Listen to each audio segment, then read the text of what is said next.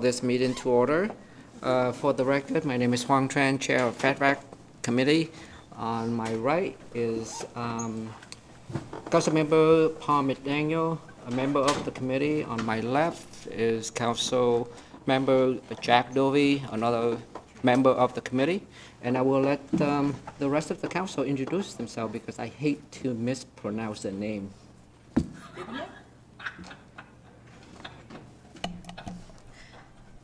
I'm Lydia Asapa Dawson. Oh, that's how you say it. Welcome. Susan Honda, like the car.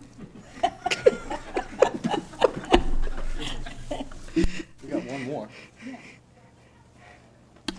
Jack Walsh, like Jack Walsh. There you go. Also known as JW, the brand name hotel. Okay. The first item is public comments. Do we have any public comments? No public comment. No public comments. Thank you. We are moving to committee business. The first item is approval of summary minutes for October 2024. I move adoption. Second. We have a motion and a second. All in favor, please say aye. Aye. Aye. Matter passed 3-0. Thank you. We are moving to item B. Orca Pacific Inc. Pool and Spray Park Chemicals Goods and Services Agreement. Welcome.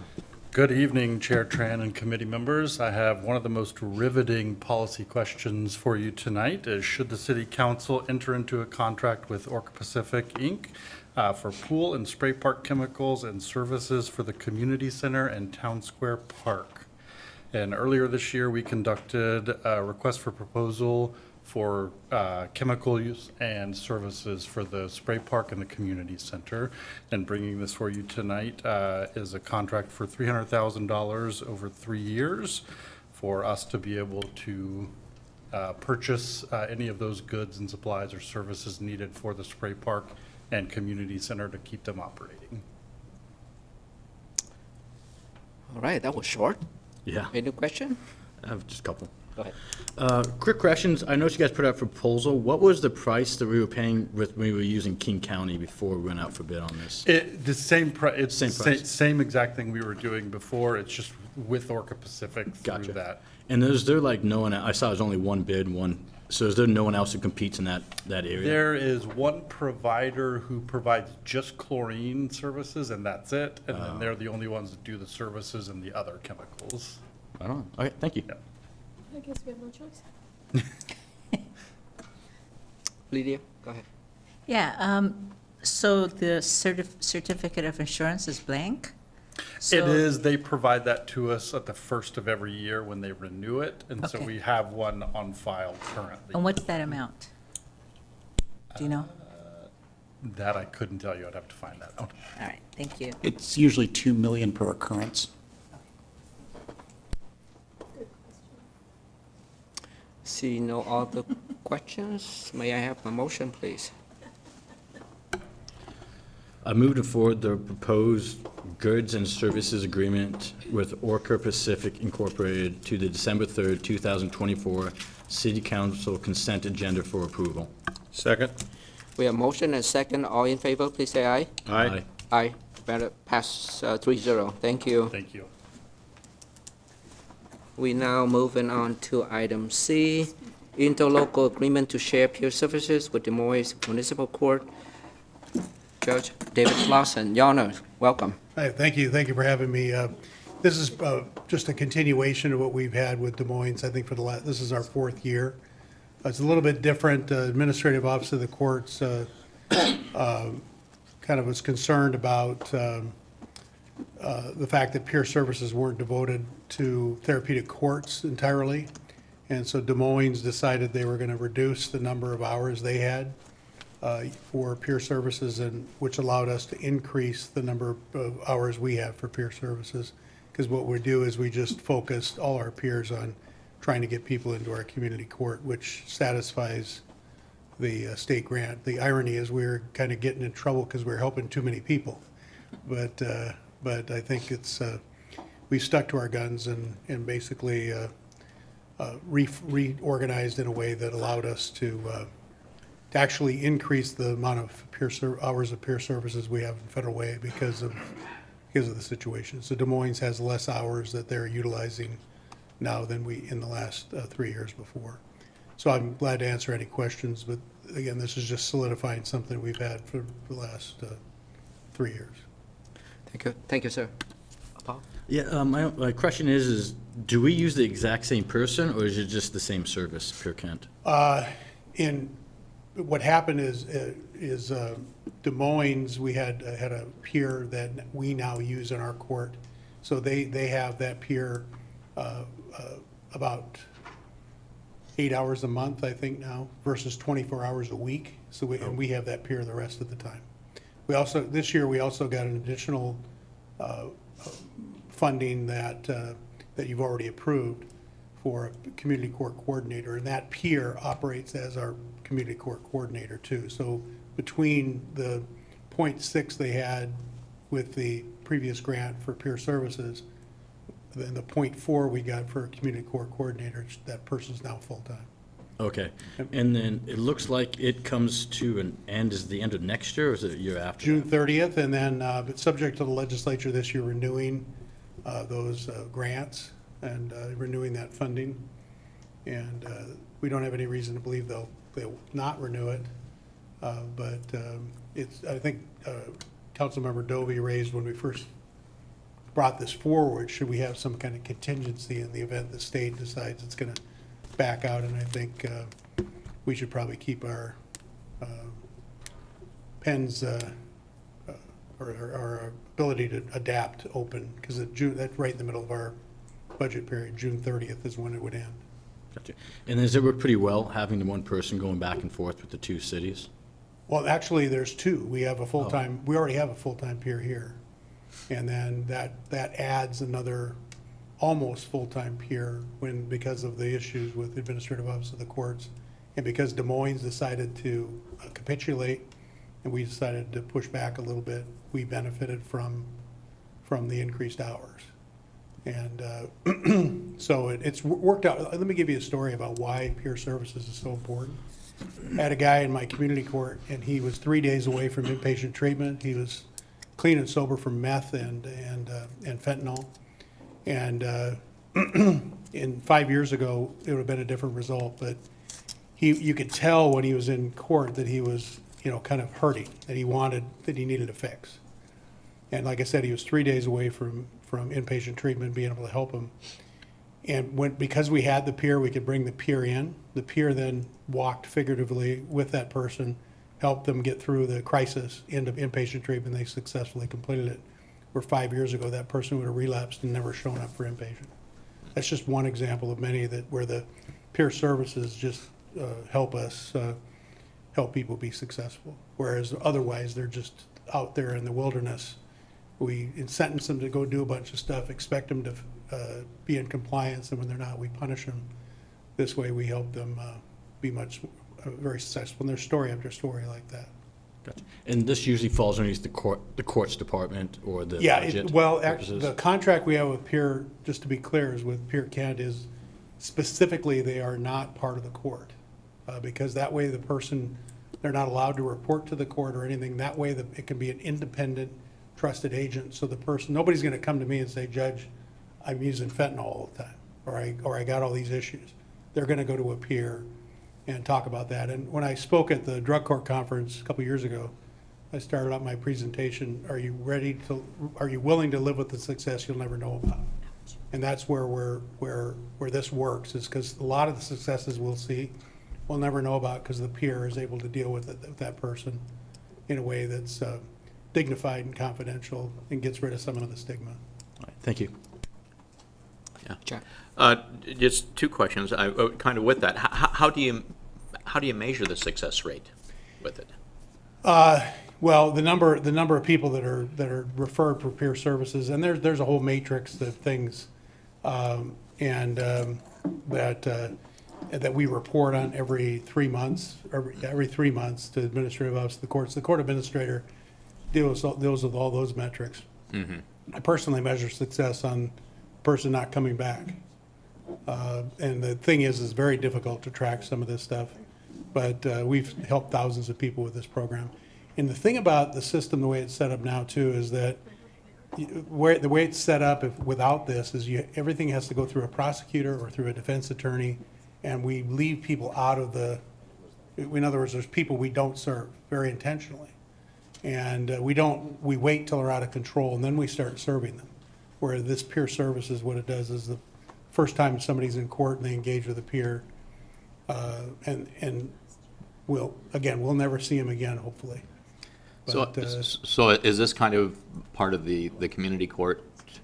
It's concept, or is it- it's something that our court is the first court in the state to do this, and it's augments community court. It wasn't originally part of a community court model, but it is now, Right, and it's spreading across the state. okay. So why is Des Moines not taking advantage Well, more? the way and this is something that, the way, it's RCW 2.30 defines therapeutic courts. And the grant is given for therapeutic courts, and therapeutic courts are considered community courts, drug courts, et cetera. And it's a very narrow part of what we do. And so Administrative Office of the Courts has interpreted that grant to mean that everything has to relate to a therapeutic court. Outside of therapeutic court, you can't do anything with that money, right? And so Des Moines got concerned and cut their hours because they have a DUI court. They don't have a community court. And so they felt that they could only help people with DUI cases and only help people on their DUI court calendar, which only meets 4 hours a month, right? And so they decided internally that they were going to be conservative and abide by what AOC's interpretation, whereas what we did is we augmented it and said, okay, fine. The mission of those peer navigators their mission is to get people into community court to help them. If they don't get into community court, well, then all the effort's there. So therefore, it satisfies the statute. And so it's a workaround where we got, I think we're able to justify under the statute. I've actually written legislation that would change the statute to therapeutic approach instead of therapeutic courts. Then you can make therapeutic across the board available so that somebody, like right now, if somebody comes in for a traffic ticket, they can interact with a peer. And but what we did and Administrative Office of the Courts no longer has been concerned as we structured it the way we did, and they're satisfied, I believe. All right, thank you. Thank you for all the Yeah. work you're doing with it. Thanks.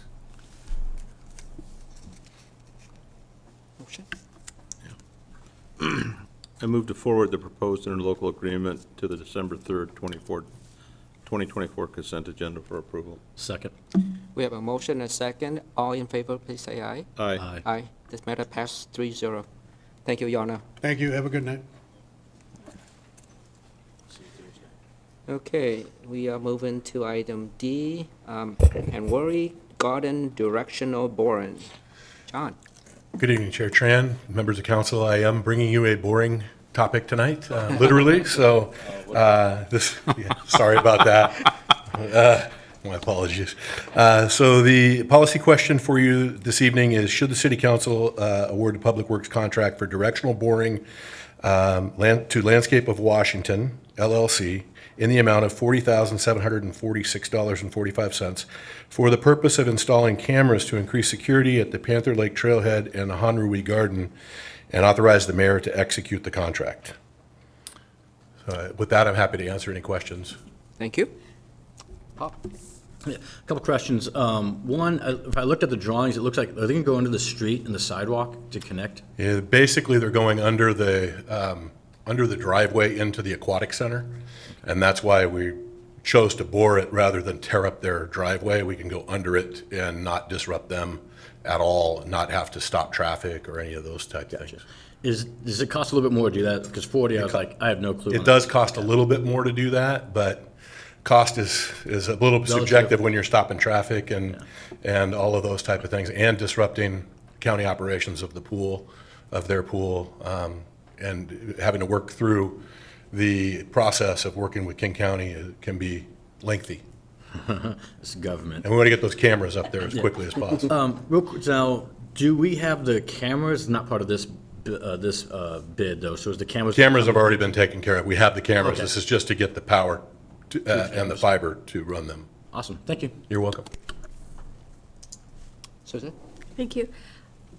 I'm trying to find out how many cameras are going to be there. I believe it's 2 to start, and we're going to be putting a third in as soon as possible. And they're at around the Honruri Garden. Yes, they're on the light poles that are existing. We put in taller light poles just so we could install cameras to get better and more complete angles and get full coverage. So are these the new cameras we're buying, or are these the older ones? These are, I believe they're the newest technology. IT has procured them. And are they monitored, or are they, how will, if something is being damaged, or, let's hope it doesn't happen, vandalized or graffiti or whatever, how would the police know or parks know that it's happening? Like most security cameras, they're not monitored. There's no monitoring system for that at that site at this time. So they're security cameras like we would have in this building. So hopefully nothing happens, but you would have evidence after. So will there be a sign saying you're on camera? Yes, there's surveillance, I believe there'll be surveillance signs up. Which could hopefully make people go away if they That's really the hope, thought that they for were sure. going to do something. Okay, thank you. Yeah.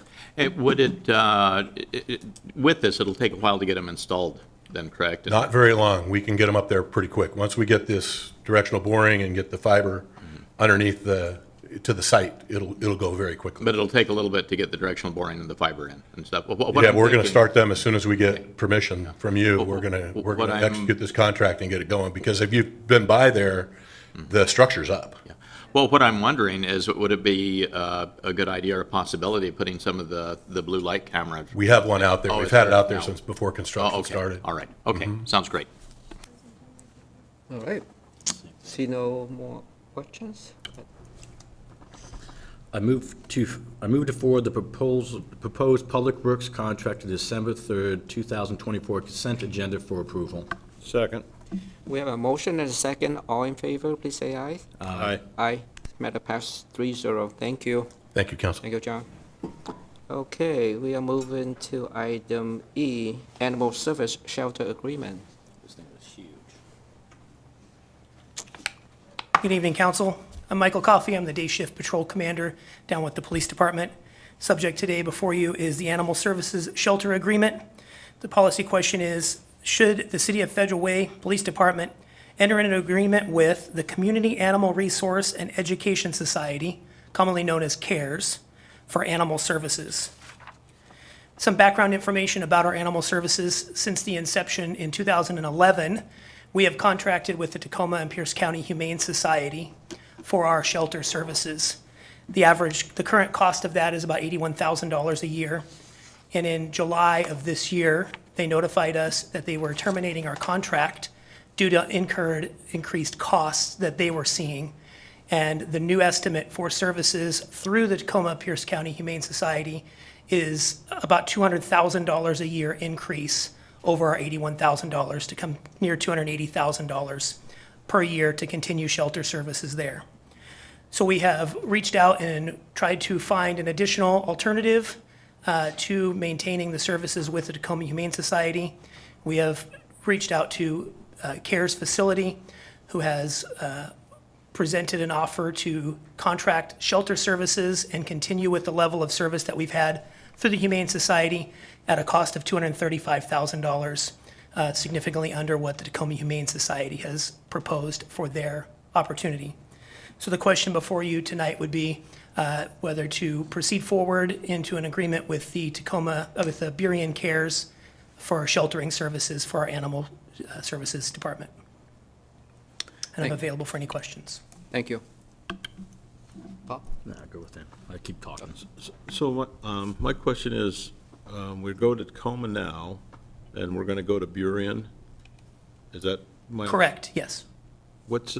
Is there a big difference in time to go from one to the other, or how's that going to affect, because it seems, I don't know, I know where the Tacoma one is, I don't know where the Burien one is. Is it same mileage, same traffic? Is it? It is a little bit farther to go to the CARES facility. They offer the same level of services, and the time difference that would be for animal services officers in transporting would be far less expense in salary than it would be to continue services with the Humane Society in Tacoma. So you factored in the time of the officer going up to the further location and actually compared the hard costs with the soft costs of the labor?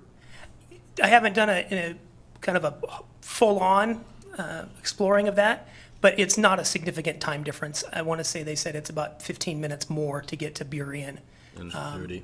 Okay. And there's an option for, in working with CARES up there, that they do some mobile transports around as they move animals to different locations. And they are open to working with us if we can help facilitate them picking up animals here in Federal Way. And they have an end goal which they would like to provide in community services in the future if that works out. And I guess my one last question is, people have been trained somewhat in Federal Way to, if there's a lost animal, maybe go to Tacoma to look for it, because that's where we take them, correct? Yes. And how's the message going to get out? You no longer go to Tacoma, you now go to Burien, or how do we manage that? We have a messaging program that we plan on putting out. It's already being developed and ready to distribute. And that would just be dependent upon the council ultimately approving and agreeing to this contract. And then we would start promoting that on our webpage and our public sites, and our animal services officers would be transitioning into those services and letting the public know that they can be searching there for their animals instead of Tacoma. Okay, thank you. I'm just going to run through, there's a couple numbers, so I'm just going to make sure I understand it. So originally, the Tacoma Pierce Humane Society was $81,000 was our contract originally? Yeah, it's been a continuing agreement with them, and it's increased every year, but that's the current cost. And they wanted to raise it up $205,000 to $286,000? Yeah, around that figure. They estimated another $200,000 a year increase to our current system, or $205,000 to that figure. They have realized that they were underbid on most of their contracts and have increased all of their partners a significant amount, some upwards of doubling or tripling. I don't have the hard figure, but I heard Pierce County went up over $1 million a year for their services with Tacoma Humane Society. Good Lord, that's a great way to lose business, too, like us. All right, so now it looks like, so we approved $286,000. The quotes come in at $235, and the contract, I think, says $225 up to $250. Is that sound about right? So that was our initial kind of estimate, and then as we continued with negotiations, they proposed $250,000, and we agreed to go down to $235,000 to try to maintain a little bit of buffer in that budget and ensure that we had some working room moving forward, because there will be an increase annually as we enter into a long-term contract if it's approved. Gotcha. And in the contract, I think it said $80 an hour for pickup and delivery. Is that what the part you were talking about earlier, is them coming out and doing either animal deliveries or transfers? That is not the way that I understood that. They were in kind of informal discussions with us as we talked about that. I think the delivery fee pertains to, as I understand it, transporting animals that need additional care that they can't provide there. That's emergency care. Okay. That's all I had at the moment. Thanks. Lydia? Yeah. So, do you know when our contract was due to expire before they made this change? I believe it had several years on it. I thought it was the end of 2027, but I'd have to double check to be accurate. So do you know what the contract agreement is in terms of, because I'm looking at the termination here, and it's like, either party may terminate this agreement with or without cause upon providing other party 30 days written notice. So is it similar to this language, and that's why they could terminate? Yes, the Tacoma Humane Society had language in there that was a 180-day notice for termination of a contract. Either party could do that. That's what they did on July 15th. They sent us formal notice advising us that they were terminating our contract effective 180 days from the date of issuance of that letter. So this one says 30 days, and do we have to agree to the 30 days, or can we change that? Because it doesn't seem like it gives us enough notice if they decide to increase their rates. I will have to double check that because I thought they were 180 days as well in the contract. I know we went back and forth with a couple of drafts. I apologize, I don't have the contract in front of me, but I can review that and get back with you there. Okay, thank you. Thank you. So if the shelter gets too busy, where they have too many animals, let's say they rescue 100 cats from an apartment, Yes. can they refuse to take animals from us? They can, because it becomes a safety concern for the animals. In having conversations with the director there, she said that has never had to happen with any of the other places that they contract through. What typically has happened, if they have to reduce them for a period of time, is the first thing they do is they restrict Fedway residents from dropping off animals that they no longer wish to have or strays that were found, and they ask them to house them at home or find an alternative solution for that. The owner described for me that they have never had to resist or return away animals from a police agency, and that she feels that she has the capability to increase the number of animals. They're actually renovating their facility in anticipation of us being there, so it is a provision so that we're aware of it, but she does not feel that that would be something that we would need to use for the police department bringing animals in. It may be something for a period of time, several days, that they've had to restrict citizens from coming in just till they can get their numbers down or animals fostered out, because they do have a pretty extensive foster system that they use as well. I was just going to ask about if they did foster care there. Yes, they do. And then this has to do with animal services, but not with what we're talking about. A citizen sent this to me the other day, and Posado's Safe Haven has an annual award called the Bucky Award for Excellence, and it's to recognize the extraordinary work of individuals in the criminal justice system who have championed the rights and welfare of animals. Federal Way was the second place winner this year, and they mention Federal Way Police Department Animal Control Officer Dana Larson Yes. and Municipal Court Prosecutor Russell Atkachi. I can't pronounce that. Anyway, congratulations, and it doesn't say what she did, but it must be pretty awesome to be. I would presume it has to do with the reference that you made to all of those cats. She was the primary animal service officer who handled that. Wow, okay. And spent a significant amount of time. I think she rescued over 130 cats, and that may be what they're recognizing her for in that situation. Well, I She did hope- a great job. I hope that the city recognizes her also for that. I believe there is plans in the work for that. Okay, awesome, thank you. Jack and then. Yeah, I have one more question. Yes. How many animals do we take to shelter per year? I didn't see that. Maybe I missed it. I'm very excited to be able to be here and be a part of this. As you know. I'm checking some figures that I had, because we were back and forth on those, looking at the stats.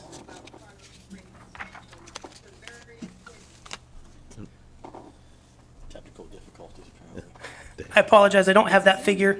We estimated, as we looked at these numbers with some increases, over 1,000 animals in a year being provided to a shelter service coming up on 2024. As we looked at some of the other places that provided estimates for services, that's what we were figuring. 1,000. 1,000. So that's like 30,000 per animal, plus or minus the cost of a pet license.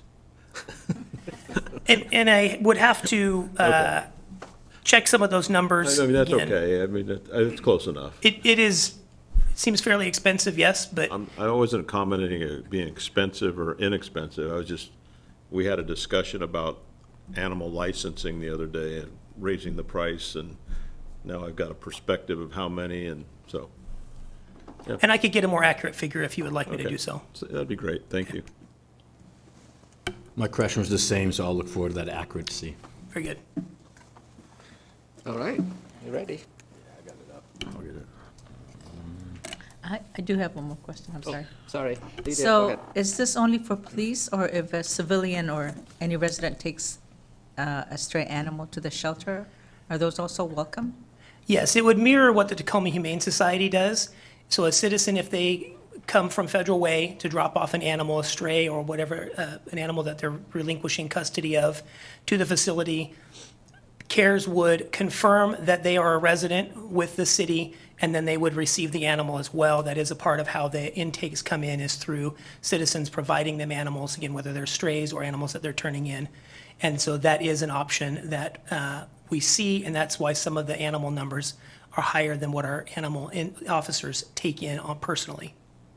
Okay, because Tacoma turned me away one time when I was dropping off a cat, so, and I had to go take it to a friend. They called them later, but they basically said, go back to Federal Way and just do whatever. And that's what they told me. And I would have to check with our animal service officers to sort out what the details were for that. Okay. I would hope that that would not happen as we transition to CARES. They seem to be very concerned with being able to restore animals back to their homes and find loving and caring homes for them to be at. They have been very forward with that being part of their goal, is to receive them, but then get them into homes quickly. Yeah, maybe the person at the front desk was having a bad day. I don't know. Very well could be.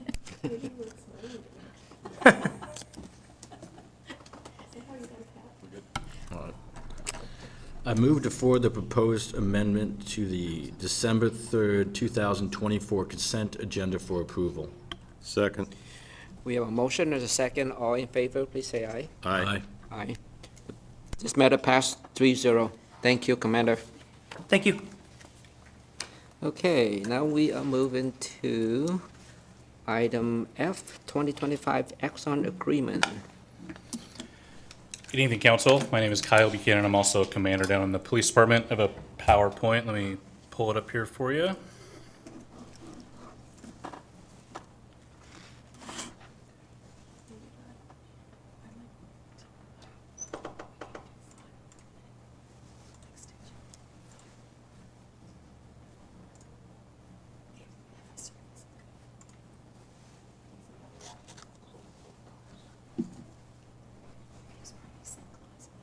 There we go. So the policy question in front of you is, should the city enter into a 10-year agreement with Axon Enterprise Incorporated for body-worn cameras, tasers, and software for $7,397,209.05. I'll go through this PowerPoint and kind of explain what is in this agreement. So we currently have 2 existing contracts with Axon. One is for our tasers, body cameras, and the software, the cloud system that goes along with that. The other is for some record-keeping software that we're currently using that I brought to you guys earlier this year. This contract will replace both of those contracts, consolidate them together. So included in this contract is we're currently using what's called the TASER 7, and that will be upgraded to the TASER 10. I'll go over that here in a second. Also, the Axon Virtual Reality is included in this. We're already starting to use that a little bit, but it's also included in this next contract, so we don't lose that. And then something that I'm excited about is something called Fusus, and I'll talk about that in a minute as well.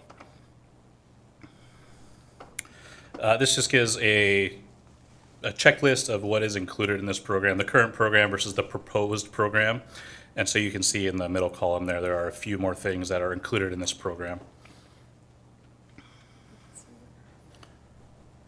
So the TASER 10 is something that I mentioned that is included in this contract. The current tasers that we use, they have 2 cartridges in them. One's a close distance cartridge, one is a further distance cartridge. And that's for how far apart the person is. The darts fires 2 darts at one time and they come out at different angles. Both of those cartridges only have a total distance that they can reach of 25 feet. This new TASER 10 can actually reach 45 feet instead of that 25 feet. So we can actually be further away from people. We can hopefully de-escalate people, keep that time and distance away from people to resolve situations more safely rather than coming up within 25 feet to use that TASER. Also, because the darts come out at the same time simultaneously, you have to kind of line up the dots on a person or to use the TASER. The TASER 10 is actually, each time you pull a trigger, a new dart comes out. So we can choose where we apply a TASER to a person. And then the TASER is very smart and it chooses which is the best connection in order to be successful in its use. It also comes out a little bit faster than the current TASERs. They are a little more successful with thick clothing, which we have a lot of here in Washington, especially during the winter months. We see a high failure rate with our current TASERs with that thick clothing. and they've seen a much improved success rate with the TASER 10 because the dart does come out a little bit faster when it deploys. Also included, like I said, is the virtual reality.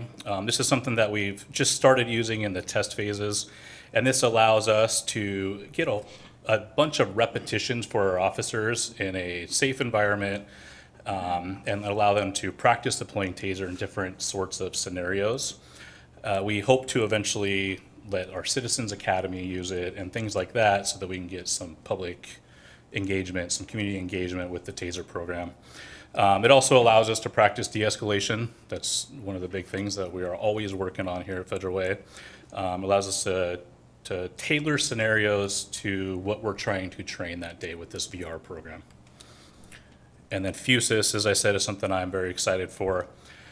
Fusus will take our safe city cameras. We have over, I think it's right around 250 or so safe city cameras around the city. We're in the process of getting some flock cameras as well. And it will take all those cameras and put them in one pane of glass for the officers to look at. And then Axon will actually go out to the businesses in our community and ask them to share their camera systems with us.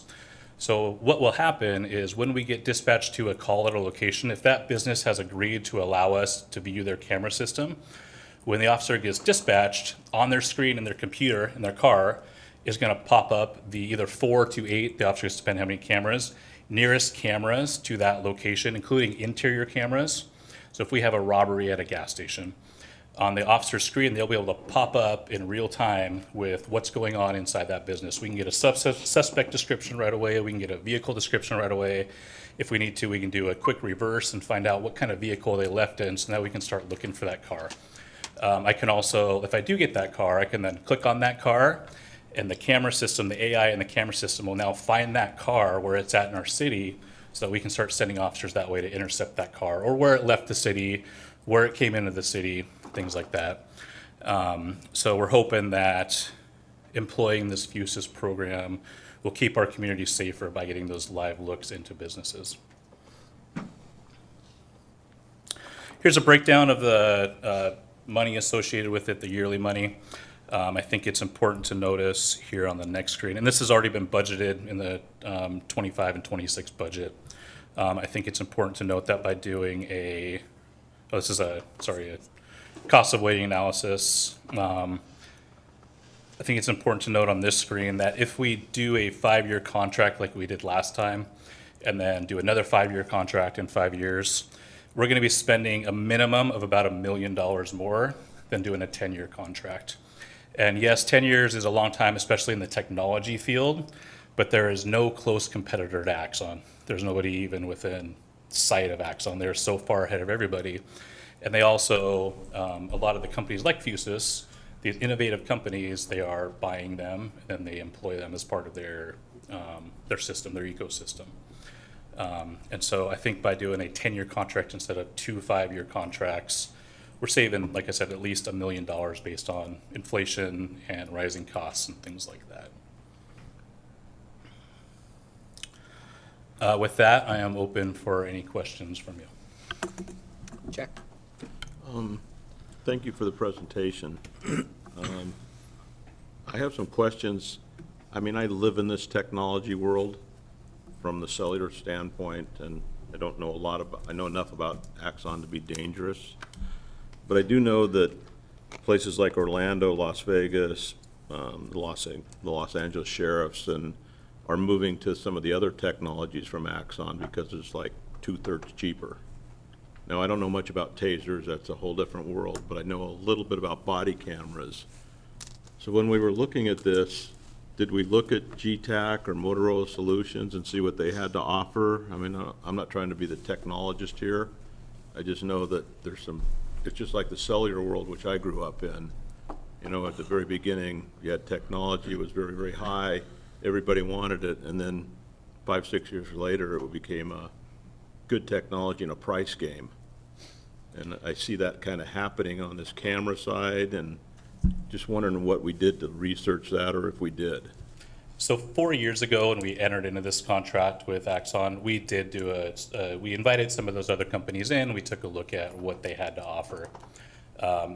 At that time, Axon was the clear winner. They were And- they were the industry standard, they Yeah. started the business. Yep, I'll and they agree. still are, and I've been doing this for 20 years, and they've been the industry standard for 20 years. Nobody else makes a taser that I even know of. Yeah. And you mentioned LA County Sheriff. They're actually, I just saw on the news, they're still with Axon. They have now employed Fusus, and they have what's called a real-time crime center. So it's a big room like this, just covered in TV cameras. They have someone sitting there monitoring all those live streams where they can send officers to. I think, like I said, it's important to, I don't know of any other agency, especially in this area, and almost nationwide, that is using anything other than Axon. There's a few, like you said, the GTAC They're or starting to get into GTAC. Motorola. Motorola Solutions, they're starting to make an inroad. I'm not saying they're good or bad, and And I haven't seen that. Maybe exploring it a little more, I might find something like that. But I think Axon is not only far ahead, but gaining ahead of everybody else with their technology and their different ecosystem and programs from what I have seen personally. So no, to answer your question, long answer to your question, nothing else was explored this time around, but it was 4 years ago.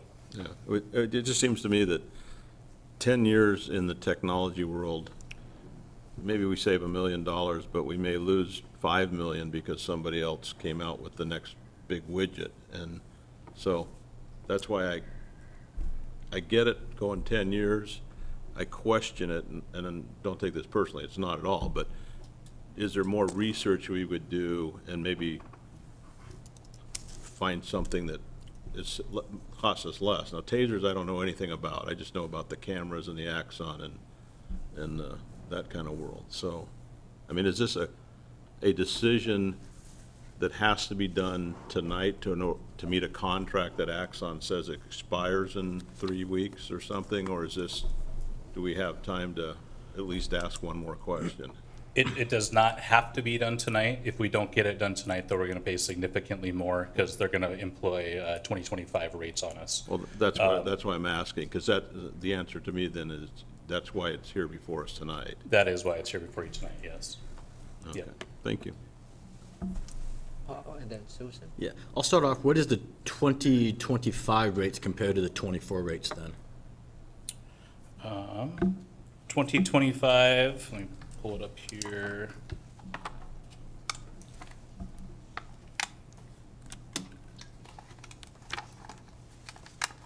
I believe we're paying about $280,000 here in 2024, and then in 25.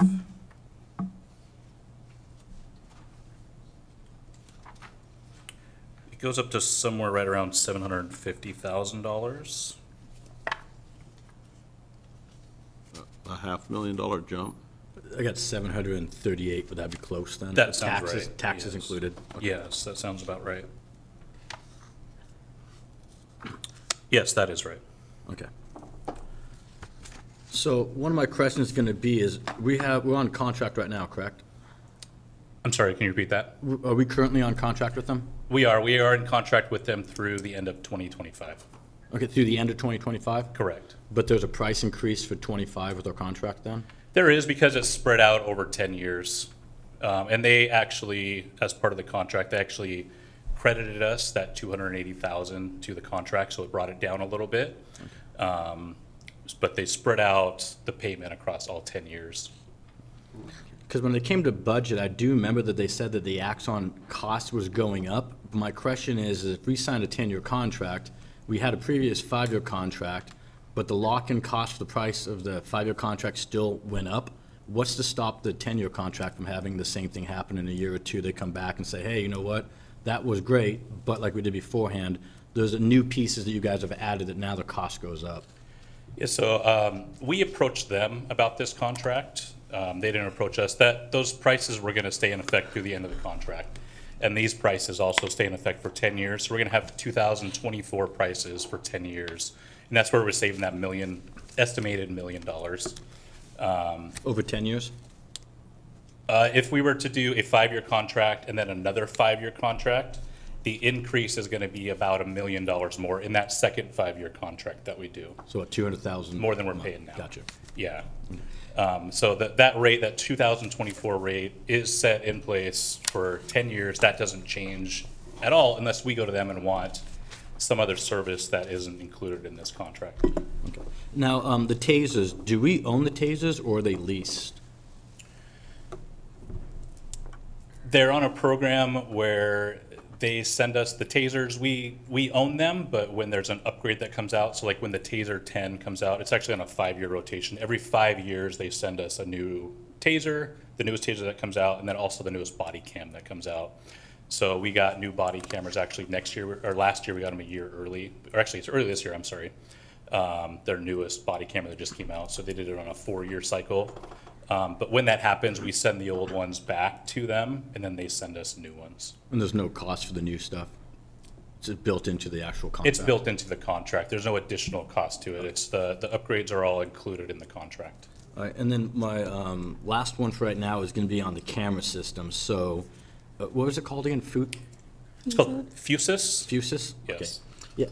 Yeah. My concern on that one is it sounds like we would have access to the camera systems that we have tied in with Safe Cities and everything right now, but then Axon goes out and talks to local businesses to get backdoor access to the local camera feeds.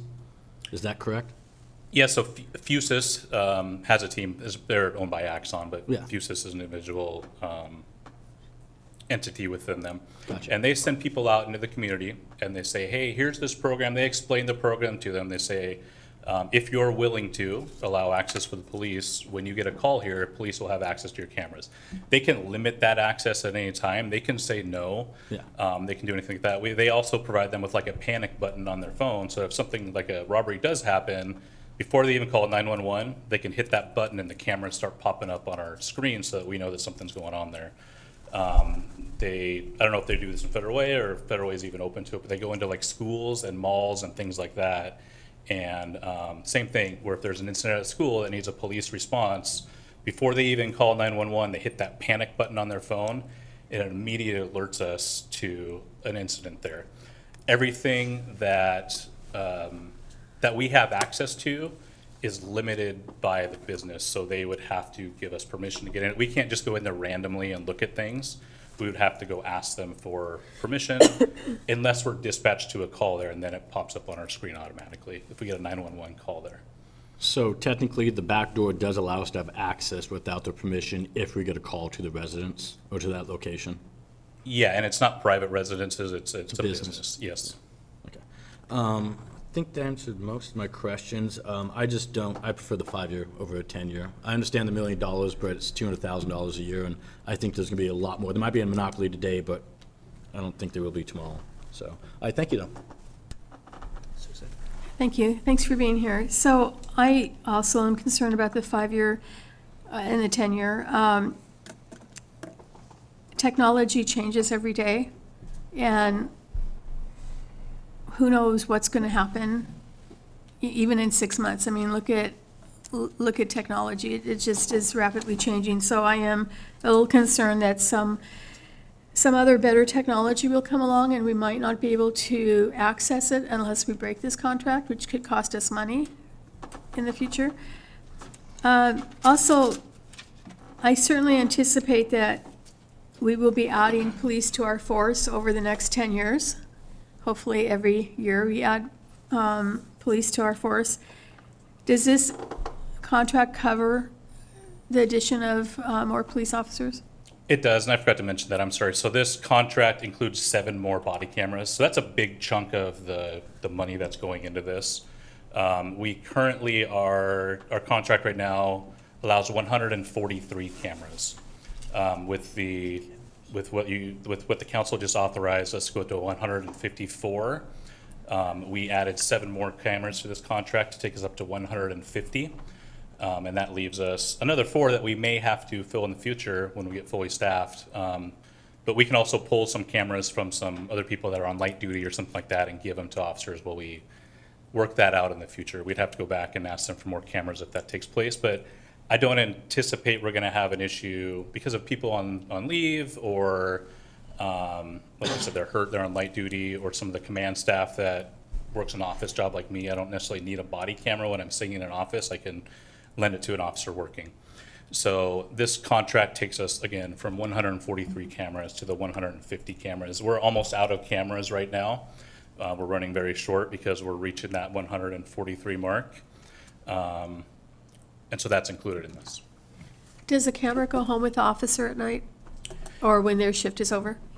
Most officers dock them here at the station. That allows them to charge in a dock, and it also uploads all the videos. There is a way for an officer to plug in a dongle to their computer and do the same thing, but almost every single officer plugs them in when they go home before the end of their shift. There may be someone that gets a late call and then just goes straight home without coming to the station first, that takes it home for a night or two, but almost every single officer docks it here at the station. So when they do that, that camera is their camera, it's assigned to them, they can't take another camera that's docked? They have to take the one that they put in? It is assigned each individual officer. So we can reassign cameras. So what happens often is someone doesn't look close enough to the name on the camera. So they accidentally grab somebody else's and they put it on their body, and then they go and work their whole shift. Well, when they log in to do some administrative stuff, they realize that someone else's name is on those cameras. We can switch that back and forth through the computer program and then reassign cameras and things like that. So it's not permanently assigned to an officer. We can reassign them around as we need to. So then every officer, except the 4 new ones, will have a camera? Yeah, and the four cameras allow us a little bit of leeway up and down. If we have 154 cameras and we don't have 154 officers using those cameras, we're paying more money than we would with 150 cameras. So it's a little bit of a cost saving doing 150 now. And like I said before, we can always take cameras from people that aren't using them and reassign them to someone else for a temporary time period. Okay, thank you. So with the taser, how long does a taser last before an officer gets a new one? Is it 5 years? Every 5 years, they send us a new one, but they will last longer than that if we don't replace them after 5 years. Because we always want the best for our officers. Does every officer get a new taser at 5 years? Yes, they do. Okay. And you talked about the panic button with the fuse on. Yes, ma'am. Does that bypass the 911 system? Dispatch will be notified of that at the same time that the officers are. So we all get the same notification at the same time. The panic button and the cameras are going to be talking with our communications center, so they're aware of those things going on. So then the business will not have to call 911? They won't have to. They probably still should call 911 to let us know what's going on. But if there's something inside where they're in safety, or their safety isn't, if it's in peril, they may not feel comfortable calling 911 because they could be injured. They won't have to call 911. We can just respond to that location. We have some other sorts of panic buttons already in place at a lot of our convenience stores. They have, like banks also have them. And the way that those work is we're not notified right away. Those go to dispatch first, and dispatch has to enter them and send them to us. And a lot of times we don't get phone calls from them until later. So same type of idea that we currently have in place, but this will make it a little bit quicker because it bypasses dispatch, or I should say it's simultaneous with dispatch and the officers at the same time. And one last question that just came to me. So when we have someone in training to be a police officer, are they trained on the use of a camera? How to wear it, what to expect? And then when that officer graduates in the first day here, are they given a camera to use on their very first day? Yeah, so we don't issue the cameras before they go to the academy because there's really no reason for them to use them in the academy. Correct. It's same with the taser.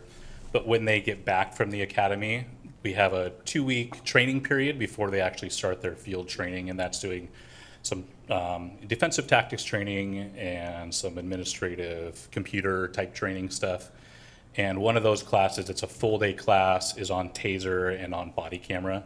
And they are trained on everything that you just mentioned, how to use it, when to use it, our policies, the state laws, and then also that includes the taser use as well. They have a taser class. And that is also covered in the training at the academy. The academy does not teach body camera. They do a very short part on taser use, but we have to do a full comprehensive training here once they come here. Why is that? You would have to ask the CJTC about that. I would assume that it's very time-consuming and very expensive to send people to taser classes to make them taser instructors. And so they just let the agencies do it. Interesting. Thank you. Jack? Yeah, but another couple questions. Again, tasers, I don't know anything about other than they work, and I think it's wise to always get the best as they upgrade. But going back to the body cameras, when you have a taser, you don't have to have the same manufacturer body camera, correct? I mean, you do, most people do, but it's not like you have to. Is that? You don't. I will say something that is nice with our body cameras and our tasers, and then also with our holsters that we wear, is Axon has something called signal sidearm. So when we draw our firearm or we activate a taser, the body camera, if it's not on, automatically activates. And that allows you, in the heat of the moment, if something happens very quickly and you don't have time to sit there and activate your camera and think about if your camera's on, it allows you to go to either your taser or your handgun without thinking about the body camera. So it's, like I said, as soon as you activate the taser, the body camera, everybody's body camera in the area comes on. Anybody on that call, their body camera automatically activates. Is that exclusive to Axion? I'm not sure. Again, I don't know anybody else making tasers. I don't Well, know. no, any I know. other tasers. No, So I- I would assume it's probably exclusive to them. I don't think that they would Open source it? open source that to other manufacturers. Thank you. Paul and then Susan. I have two follow-ups. First one, if I understand correctly, it sounds like most police officers plug in the body cams, and then when they come in for shift, they grab their cameras and go out. Does that sound about right? That is right. Okay. And the second part is, do we have standard operating procedures that says body cameras are required to be turned on at all times while being worn? Because you mentioned that they may be off. Is that not a requirement that we have, that they're on at all times and worn? They are not activated at all times. We have what's called a standby mode when we're driving around or something like that. If we were to activate them during the whole shift, that battery may not last the whole shift. It's going to be very close. But we don't want to record the officer using the bathroom or just driving around in their car for an hour or sitting in the station writing a report for an hour. So we have what's called standby mode. And that will put the camera in standby. And what happens is when you activate that camera, when we watch the recording, it takes the 30 seconds before the activation. It actually shows that. And then also everything from when you record, it also records that. So you get the 30 seconds prior and then the recording. But officers are not required to wear their camera on their entire shift. There's a policy that says they're required to activate it when they come in contact with the public. Okay. If you don't mind, if you could just send me that policy, I'd like to look at it. You can do that. Thank you. My question was also on, as to when the cameras were activated. And I thought when we started this program that the council wanted the cameras activated at all times. So maybe I didn't understand that correctly when it happened. They are activated whenever we contact a member of the public. But again, they're not activated when we're writing a report at the station, when Which I we're can having understand. lunch. Yeah, when we're having lunch, when we're driving around in our patrol car, something like that. They're only activated when we come in contact with members of the public, or when we expect to come in contact with members of the public. If we, go to a 911 hang-up type call where we don't have a specific address, if we expect to possibly come in contact with somebody, we expect the officers to activate the body camera once they get in the area. Can an officer override the activation and if they don't want it on and turn it off when they're in a very sensitive case or? Yes, we have policies where some of the sensitive type cases, we don't use the body camera. And this is very specific on what those type of incidents are, and they're in our policy. And an officer can turn that body camera off at any time. After the call, they always turn it off. And do they need permission from their commander to turn off the camera? No. Thank you. So I have one more question Go ahead. regarding on and off. Like in the cellular world on airtime, if it's on and recording, are we paying for that time? Versus, okay, because I'd heard that one of the reasons you turn them on and off is they charge you for the recording, even though it's not something you really need to record, that's why you turn them off. Maybe that's an old wives' tale. No, and another reason, just thinking real quick, that we turn them on and off is that each individual call that we go to and we activate those body cameras, we have to assign an incident or case number to. If I just had that thing running my entire shift, I can't break that video up and send those incidents to where they need to go. So one may go to municipal court, one may go to the King County Superior Court. I have no way of breaking that 10-hour video up for those specific courts. So the court would have to watch a 10-hour video from 10 officers on every single case and pick through the pieces here and there. When we activate it for only those calls that we're on, we then go into our computer system and we assign a case number, incident number to those individual calls so that we can easily distribute those to where they need to go. And, sorry, to answer your question, no, we do not get charged extra money. Like I said, it might have been an old wives' tale. Yeah. So, thank you. Lydia? Yeah, thank you. Mine's not a question, but I'm also concerned about the 10-year agreement, and I would support going to the 5-year, because we don't know what's going to happen in 10 years, so that's all. Thank you. I do have one more question. We got a 10-year in front of us, we've heard about 5-year, and we have one more year on our contract, correct? That's correct. So, and you're coming to us with an opportunity to save $1 million over 10 years, which is the right thing to do. And But my question is, if we have one more year of our contract, and again, we're not experts up here, but it would seem to me that there's a potential that pricing and competition could change, not on tasers, but on body cameras and how they connect to flock cameras and all these different things that are coming before us right now. Are we better off to run out our year and then reevaluate, during this year when our contract does come up, so we can see if the technology changes? I mean,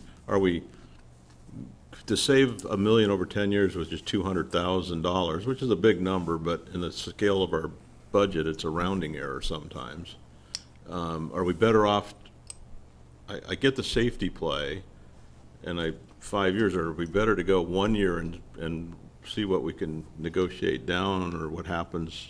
And I'll also say the entire ecosystem in our area, so every agency around us, the prosecutor's office, the King County prosecutors, our local prosecutors, everybody uses Axon. So if I need to share a case with Renton PD, I just give them permission to hop into our Axon, grab the case, they do the same for us. I see. When we send stuff to the prosecutor's office, it's all through Axon. Again, I don't see that changing with the significant investment that we have made into Axon, and I mean the law enforcement and judicial system community. I can't see a significant change in that anytime soon. Okay, you're the expert, that's why I'm asking. Thank you. Yeah, and I understand the apprehension of going to a 10-year contract, and it's something I've thought long and hard about. Also, because we're going to a 10-year contract instead of a 5, that Fusus that I talked about, that's usually about $1 million as well. Taser's throwing that in for free for us for 10 years because we did a 10-year contract with them. So if you think about that, if we want to go to that in the future, there's another $1 million that we're saving. They've thrown in a couple other things at significant rate decreases because we are doing a little bit longer contract with them. Do most cities do a 10-year contract? Is that what they're asking for?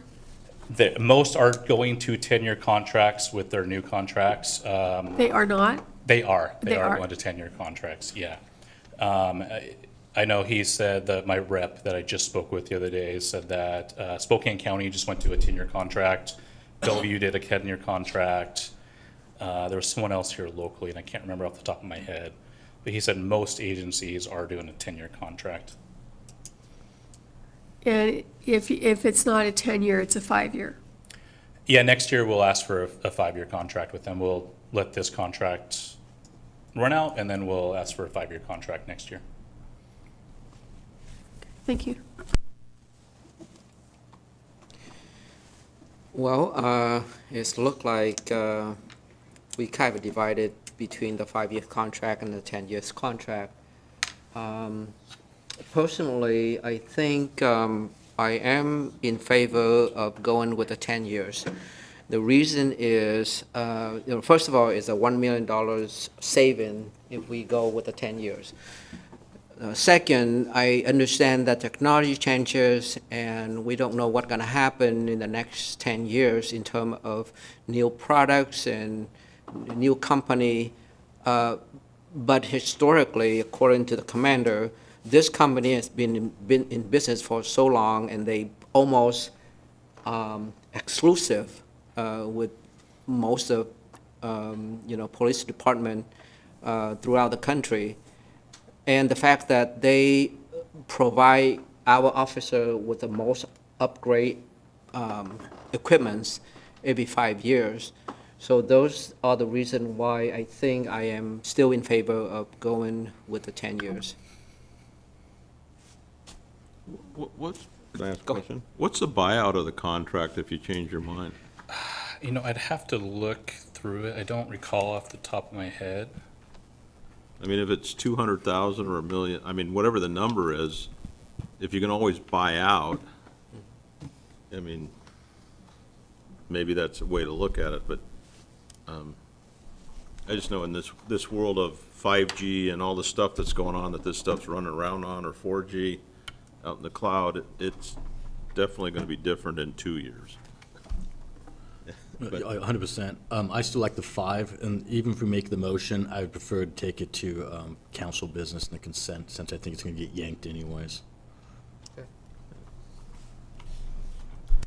I don't see that in here right off the top of my head. I can find Do you that think for you you could- later. I'm sorry. That would be an important thing to Yes, know. yes. You know, if we're going in, if we decide to go into 10, and I understand what the chairman's saying, if the buyout is something reasonable and something changes, you can always write the check and go to somebody else, or like in the world of wireless, the company that's got the other technology comes and writes you a check to buy out the other contract, and away you go. Yeah. So, So let me find that for you, and I can email that to the 3 of you, or the whole council. Yeah, so. yeah, I mean, I'm sure that's going to come up on the council meeting. Yeah, so with that, I think Paul has a really good idea that we can take this to the business consent agenda. Business agenda.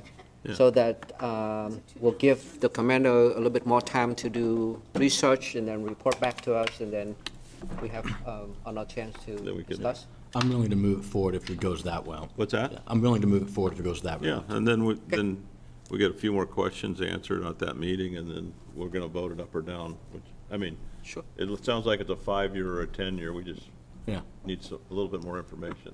All right, you go. All right. I move to forward the proposed agreement to the December 3rd, 2024 City Council Business Agenda for approval. I'll second that. Okay, we have a motion and a second. All in favor, please say aye. Aye. Aye. Aye. Oh, I was going to make a comment before, but that's fine. I was just going to say that, I mean, hey, Jack he's knows more about technology than I can even dream of, and Paul's right behind him. And so whatever, next week, whatever works for Jack is going to work for me, because I will, I trust their judgment a lot more than I trust mine on technology issues, so. so notice. All right, I'm gonna call the vote again. Or did we,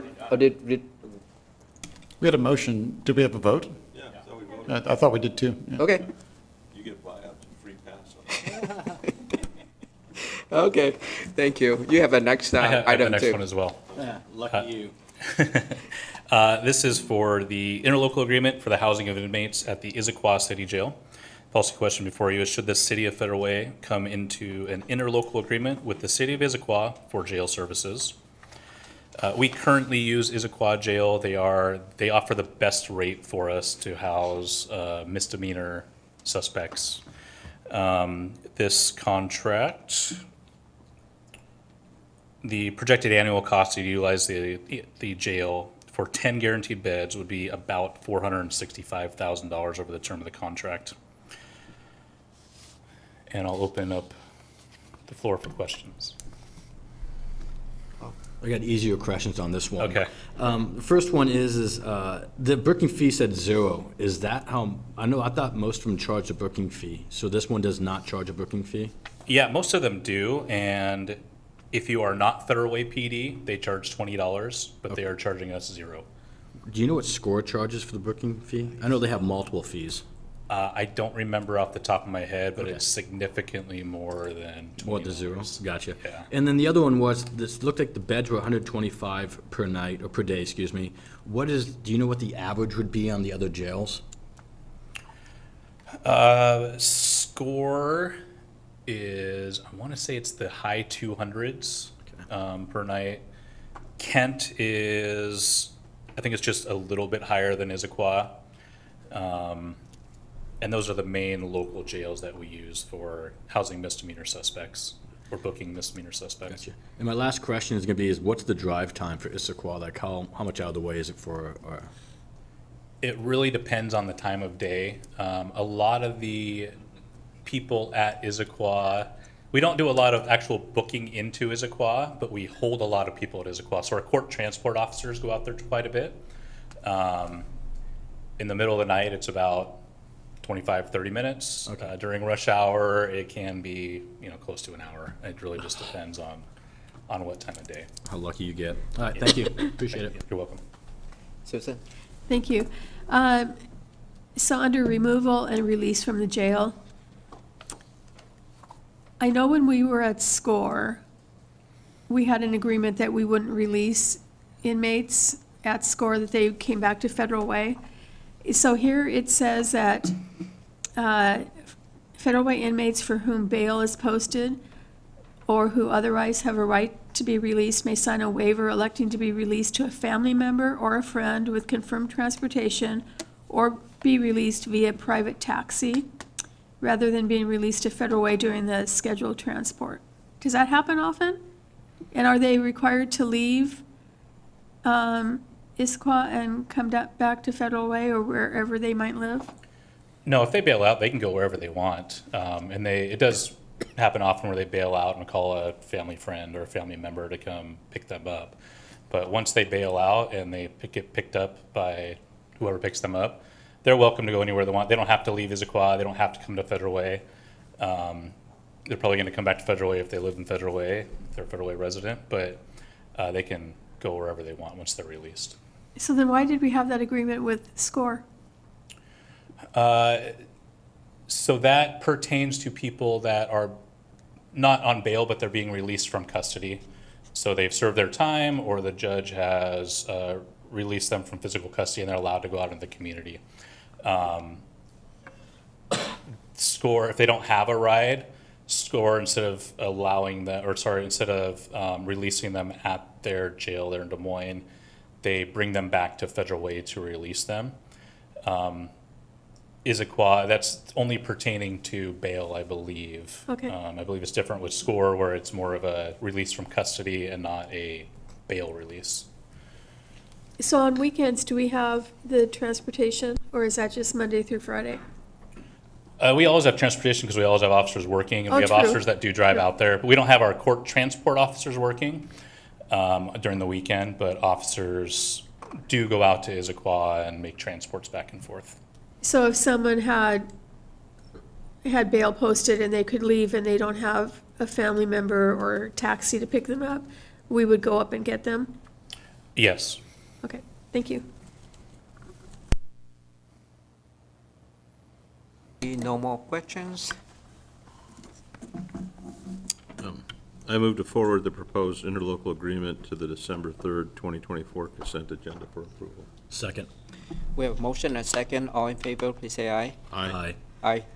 This matter passed 3-0. Thank you, Commander. Thank you. All right, so we are moving on to item H, purchase of replacement CCTV cameras for the Fairway Community Center. Well, good evening, Chair Tran and council members. My name is Brian Pearson. I'm the IT Operations Manager. I'm filling in for Thomas. He's on vacation, well-deserved too. So the question to council is to approve the purchase of replacement CCTV cameras at the Federal Way Community Center, or do not approve purchase of the replacement cameras and provide direction to staff. So, so the financial impact within the 2024 information technology amendment budget, a total of $38,000 was approved or was appropriate for the replacement of the aging and failing surveillance cameras within the inside and outside of the Federal Way Community Center. The total cost of the proposed purchase of the equipment was $37,463.07. It is within the budgeted amount. So in the back of the agenda packet of this one is the total breakdown of the cost of the cameras. Most of the cameras at the community center were installed back in 2000. I have it 8 and 9. These cameras have reached their life expectancy, but some of these newer cameras we've been putting in, they have a higher quality resolution and some analytics. That's what we want to replace them with. The equipment is available to purchase off the Washington State Learning Source WLS vendor agreement with Security Solution, contract number WLS 306. The city is a member of the WS and entered into a cooperative purchasing agreement with them in 2022, filed under the AG number AG 22067. The equipment will be replacing about 14 cameras. So, I just have any questions? Right, thank you. Any question for Mr. Pearson? Oh, I would say I'm impressed that the cameras have lasted so long. Well, they're Are they still working, or are they just to the point where you really can't see much? So there's about 23 cameras there now today. We've been replacing some as they fail, or we've added other cameras. So these are probably the original 14 that, some of the 14 that are left, and they are starting to fail. So it's a good, part of the budget process for 24, 25, or I'm sorry, 23, 24. We put this in the budget to replace them. They lasted longer than the pool. In the locker room. In the locker rooms. Thank you. You're welcome. Yeah, the only question I have, so I know the dates, is like, I was just at the community center and I walked by and they've got the screen up with the background of the cameras. You've said you replaced a few of them already. I know later in the agenda is also I don't know if it's a recording device. Is all the cameras that have been purchased since the originals designed to work with the new equipment we're about to authorize later on tonight? Yes. Okay, so these are all the same kind of camera systems? Yes, it's all Vigilon. Okay, Camera that's my system. question. Thank you. ready for motion? I'll get this one. I move to forward the purchase and replacement CCTV cameras at the Federal Way Community Center to the December 3rd, 2024 consent agenda for approval. Second. We have a motion and a second. All in favor, please say aye. Aye. Aye. Master 3-0. Thank you. Mr. Pearson, you have the next one too. Purchase of NRV server for Federal Way Community Center and Performing Art and Event Center. Yes, I do. So again, the question to you is approve the proposed purchase of an NVR server for the Federal Way Community Center and the Performing Arts Event Center too. Or do not approve, or give us some directions to staff. So again, on the agenda thing, within the 2024 budget, IT technology amended budget, have purchased a total of 33,500 was appropriate for the replacement of the network video recorder, which is NVR server for the community center and for the PAC. The total cost was $33,433.93. It's within the budgeted amount. Again, it's on the back side. There's only one item on there, is actually an NVR. Again, they're part of we're buying them again off the Washington State Learning Source, the WLS, the vendor agreement with a security solution contract with number WLS 306.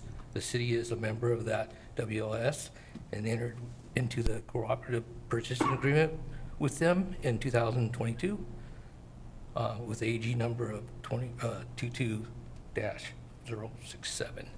Any questions? Yeah. My question on this one is this device literally like a big hard drive for recording and saving the videos? It is. The one we have in today that's been running has like 48 terabyte. The new one is 72 terabyte. Jeez, criminy.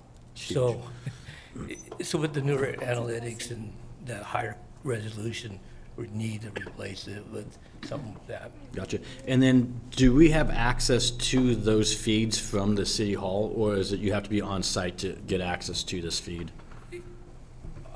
There is where you can use, if you have permission, you can download them to your phone. You'll be able to see them through your phone through a gateway that is here in Gotcha. the city. But mostly you can get them through who has permission to be able to look at those videos. Gotcha. And then in the future, is it possible with the fiber and the connections we have with our local network to actually have the cameras recording, but the feed actually being recorded here so we can do more of a in place, or is it required current? Is there any future for that one, or is this kind of how it's going to be from here on out? So I'm not sure what you're asking. Right, we're buying different devices for different locations. And my question is if we have all the feeds able to go back to City Hall where we can stick them in one either large application or have two different appliances here, I'm just checking to see if it's always going to be in the future that we have to have on-site equipment, or if the feeds can be sent back like we do with the safe cameras and stuff like that. Well, right now we do have, like you said, everything's being recorded here. There is no other storage. We get about 7 to 14 days, depending what server they're being on, recorded. So there is no backup. Either you have to bookmark them to be able to go back and look at them and save them. Other than that, no, there is no backup to those. Okay, and with the new one, since we have 14, is that going to double the time frame then? Yes or no? Ish. It's because of the higher quality, the higher resolution, the analytics part of it, you might not get as much. I mean, you are getting more time. Don't get me wrong, but depending on how high resolution some of these cameras are, it's depending on how much storage you're going to use. Okay, all right, thank you. Mm-hmm.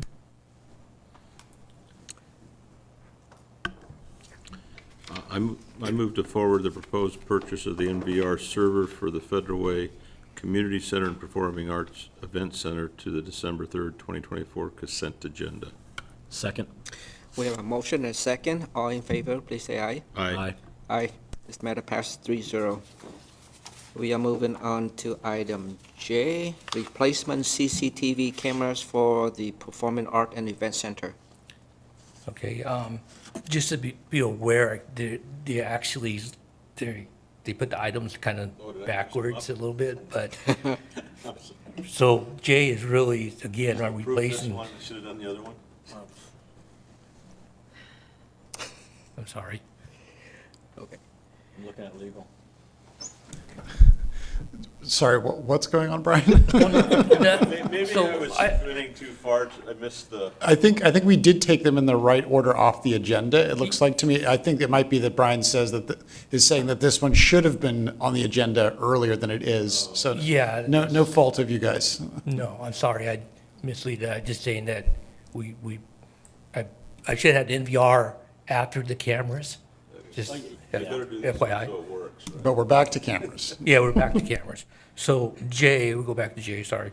So the question again is, To approve the purchase of replacement CCTV cameras at the Federal Way Performing Arts, or do not approve the proposed purchase of the camera and give us direction. So again, within the 2024 Information Technology amended budget, a total of $40,500 was approved or appropriate for the replacement of the aging cameras within the inside and outside of the facility, the Performing Arts Center. The total cost of the proposed purchase of the replacement camera was $40,084.16. Again, is within the budget amount. Again, in the back of the actual item, it has a breakdown.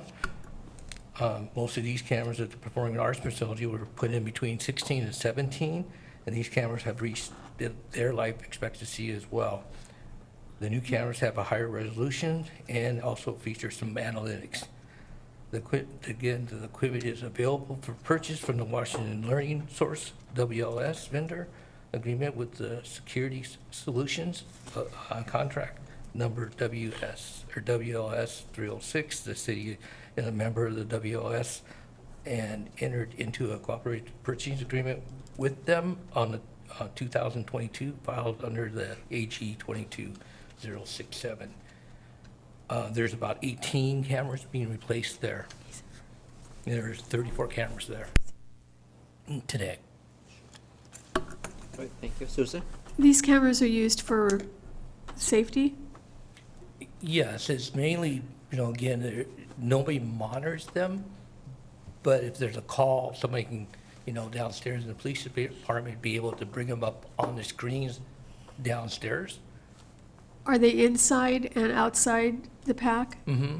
So at the PAC, does OBG, I always get that mixed up. OBG, do they have their own security folks? And do their security people have the ability to monitor these cameras? They do have access. We give them access to those cameras. And they don't have to pay into, I realize it's our building and we're responsible for the building, but does OBG have to pay anything into having these cameras there? I'm not aware they do, but I could find out for you, but I don't think they do, because again, it's our building, It's our it's our building. facility. They gave back. Okay, thank you. My only question is surplus. What happens to the cameras? Generally, unfortunately, they're not worth even keeping. We surplus them. Okay, that's it. So, one more. So the cameras at the community center lasted 10 years longer than these cameras? They have, some of them, again, we just, some of them have lasted longer. They're not, like over at the community center, some of the ones we're replacing there have been not where, not in a high visual area, but it's time to replace them, and they've been there so long, we finally got money to pay for them to replace them. Where the PAC, I feel that, or we feel that, a little higher because they're not always there. So we're always, want better camera resolution, and they'd be able, with the analytics, to be able to see maybe a car or a truck or somebody, seeing something different than like the community center. There's always somebody there. So are the cameras at the PAC, are they in the parking lot also, so they could perhaps see the stairs and the Veterans Memorial? Do they see that? I don't think they do. They encompass mostly the parking lot. Do we have cameras for the stairs and for the Veterans Memorial? Do we have any cameras set up there? I say no. Okay. But they might be able to see the memorial part of it. I think it does. I will have to check. We've had some damage there, and it would be nice to know who, if it continues to be damaged, who's doing it, and try to stop it. I mean, we try, we're not encouraging it, but it would be nice to be able to have a camera that is watching that. Okay. So, all right, thank you. Okay. Yeah. Make sure I get the right one. Okay, yeah. I move to forward the purchase and replacement CCTV cameras at the Federal Performing Arts and Event Center, PAC, to the December 3rd, 2024 consent agenda for approval. I'll second that. We have motion and second. All in favor, please say aye. Aye. This matter passed 3-0. Thank you. And you have the last item, K, purchase of replacement of Safe City cameras, NVR server and licenses. Okay. Question 2, council, is to approve the purchase of the replacement of Safe City cameras, NVR server, and camera licenses, or do not approve purchase and provide direction to staff. So the financial impacts within the 2024 information technology amended budget was a total of $95,000 was appropriated for the replacement of for the aging cameras, the NVR server, and updating the licenses for the cameras. So the total cost of the proposed purchase of the Safe City cameras for the NVR and the licenses is $93,449.38 within the budgeted amount. Again, the city is upgrading the aging surveillance cameras with newer, higher resolution models with features that with advanced analytics.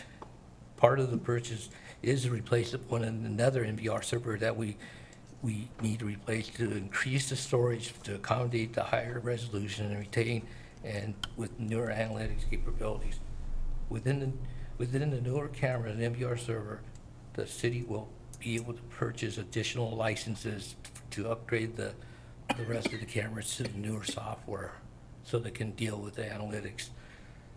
The equipment is available for purchase off of the Washington Learning Source, WSL, vendor agreement with Security Solutions, contract number WLS 306. The city is a member of the WLS and entered into a cooperation purchasing agreement with them in 2022, filed under AG 22067. We're replacing 29 cameras and one NVR and 331 licenses. Thank you. Susan? Thank you. Are these going to be the new flock type cameras, or are you replacing these cameras with the same type of existing camera? No, they're not like Flock. These are cameras for us to be able to do our own surveillance, not with Flock. I don't know. I don't think it's integrating with Flock at all. Okay, thank you. Yeah, you said 29 camera replacements? Yes. Okay, and then how big is the how big is the NVR for this particular model? It's the same thing. The original one is 48 terabyte. Okay. This is another 72. 72 terabytes. All right, that's all I had. Thank you. Mm-hmm. See no more questions. Can I have the motion, please? I'll move to forward the purchase of the replacement Safe City cameras, NVR server, and the licenses to the December 3rd, 2024 consent agenda for approval. Second. We have a motion and second. All in favor, please say aye. Aye. Aye. This matter passed 3-0. Thank you. Thank you. Okay, we are moving on to the last two items here. Item L, AP voucher, October 16, 2024 through November 15, 2024, and payroll voucher from October 1st, 2024 to October 31st, 2024. Mr. Grooms, welcome. Thank you very much. Yeah, we got to the end of the front of page 1, and you thought we were almost done, and we are. All I have left is the voucher approval and then our monthly financial report. If I can figure out how to, there we go. In your packet, you have the usual list of all of the vouchers, both through accounts payable and through payroll. And both of these went down in October. They're both less than September. The principal reason is because we had an extremely large dollar figure in September, largely due to the construction of the operations and maintenance facility that we're doing for Public Works. And we expect that to be the biggest chunk of the dollar amounts in the months going forward. It doesn't seem to be evenly. We often don't get all of our spending evenly 1/12 per month. But other than that, there just isn't a whole lot of anything interesting. Our consulting went down a little bit this month, and I think professional services did too. Similarly, our payroll vouchers went down because last month we had our quarterly payroll taxes, and there was also a retro payment for one of our collective bargaining agreements last month. So this month, October, is back kind of to what I would call a typical regular amount in both cases. All of the details are in your packet. Councilmember Honda sent us some questions, which I got to very late today, I'll just be honest. So we've been a little bit short-staffed. So if you have any further questions, if you have anything you want us to follow up, I can make sure that we do follow up on any questions that you have, so that when it comes to regular agenda next month, you can approve with a clear conscience. I'm open for any questions. Thank you, Steve. Paul and then Susan. Yeah, I'll be sending follow-ups on an email. I only got to look through some of the budget today. But the ones that really popped my eyes is food and beverage at $33,000 for the month. I felt that was kind of high, so I'll send you an email on that one. I thought it might be some of the resale items for the PAC and stuff. Not for the PAC, but for the community center. But there's a separate section that says resale items. And then I had a few other small items that I'll send to you. Big note though is on the jails. I've noticed our jail's been down for the last 2 months, but the mental health was 31,000 and medical was 14,000. So I'm gonna definitely want to keep an eye on how much we're spending on those. Our process is, when you send the questions, we pull the invoices and we look at the scan of the invoice to see what it was, and then we can talk to the department. Usually the staff for any given department knows their stuff much better than finance does, but we can get you any answers. No problem. I'll get you an email. Thank you. Happy to do that. Thank you. And it's, I understand that you're understaffed, and the timing is not a problem to me. But I'm going to send you some follow-up questions, but I do have one that I'm going to ask tonight. At some point on the vouchers, we went to listing just minor equipment, and, you have 200, 300, 400, 4,000, whatever. And there is one voucher that is $17,716.17. And to me, that doesn't seem minor. And I asked what minor equipment means, and you said under a capital threshold of $5,000. Well, that was one of the ones that you asked, and I'm trying to think what it was, because we pulled the invoice, and you're exactly right. The definition of minor equipment is something that's under $5,000. So if we had an invoice for, 20 laptops, and it was a $20,000 invoice, each of the laptops themselves would be under $5,000, so we would not be capitalizing them, we wouldn't be depreciating them. So we go by the amount of each individual piece of equipment, not the total invoice, which, when you're looking through the check register and you see $17,000 for minor equipment, that does seem a little bit odd, but that's our working definition of how we account for it. It looks like it's something electronic. I'm not an electronic person, but if you could look into that more for me, because that really is a concern that we're putting. I mean, I've told you before, I don't really like to have And if we hadn't let Brian get away, because I asked him to come to my desk, look at the invoice on my screen and tell me what it was, and he told me. It's one of those invoices where it's written in IT and you need someone to translate into plain English, and he did it for me. He's there. I've said before, when I look at the vouchers, I'm looking for specific things, and when it just says minor equipment with an amount next to it. What was that invoice? And there can be pages of that. I have no idea what the city's purchasing, so. Oh, yeah. It was 18 radios for our emergency operations center. Thank you. Yeah. It was like 2 hours ago, and I forgot. It was 18 radios for Kevin Pelly for the Emergency Operations Center. That's what that was. Well, actually, though, you responded that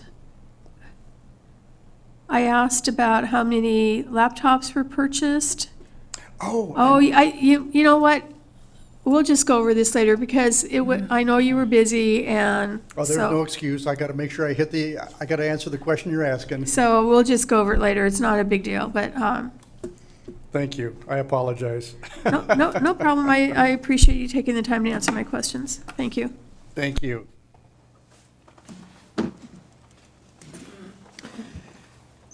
Any more questions?